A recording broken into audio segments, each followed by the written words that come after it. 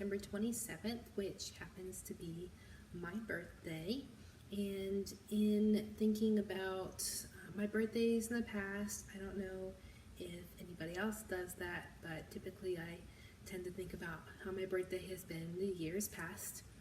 And so, in thinking about that today, I was thinking about some things that normally trigger hurt for me, or at least the remembrance of hurt in the past. And I actually watched a story on Instagram that really spoke to me today.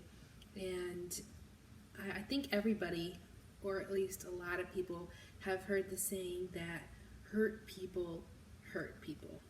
And I have actually said that myself, and not really thinking about the fact that it is more of something that people do and not something that must happen when you're hurt. And the girl I was watching on my Instagram, she said she and her husband had been talking, and he said, well, that we say that almost if you're hurt, you have to hurt other people. You don't have a choice. And that's actually not true. And he said, how about hurt people help people? So I was thinking about that, and it's really not true. Just because we're hurt, that doesn't determine how we respond. We have a choice how we respond. I think everybody has been hurt, at least in some way or form, because we live in a broken world, and there's really nothing we can do to stop that. And people are sinful people. We hurt people, other people hurt us, and it's, like I said, it's part of living in a broken world. So if we are hurt, that does not give us an excuse to hurt other people, and it doesn't give us a free ticket to hurt other people. And I don't think that most of the time when someone is hurt and they hurt someone else, I don't think it's intentional. For me, I know, I'm pretty sure that I've hurt people when I'm hurting myself. And it's never been on my mind, I'm going to hurt this person because I'm hurting. But when we dwell on what is hurting us, we tend to become very self-focused. And I know, speaking from experience, that has happened to me. And just some things that I'm not going to get into have happened over the course of my life around my birthday, particularly is what I'm referring to today, because it is my birthday and these thoughts were triggered.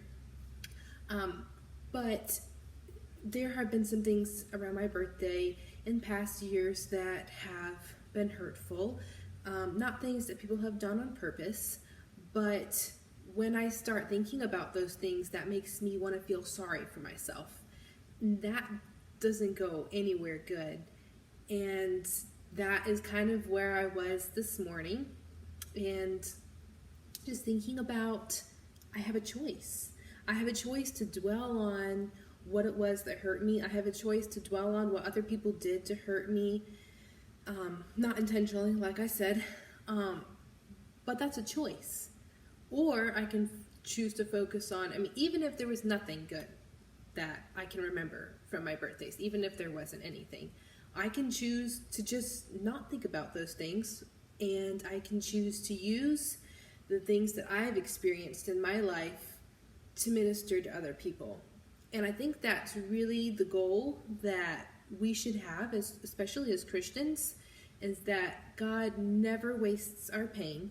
There's a song, actually, I love that. I'm not sure if it's only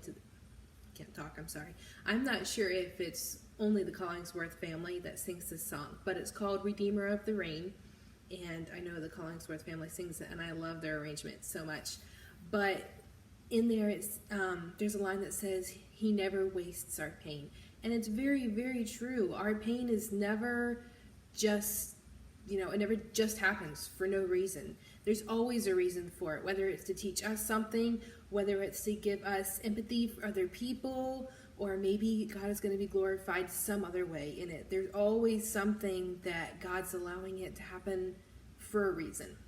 And so as I was thinking about that, I just wanted to share that it's really freeing if we are self-focused, we can go into the mindset of, well, other people should want to help me because I'm the one that's hurting. But if we really want to lift that burden, knowing that we can use our hurt to help other people is actually really, really freeing.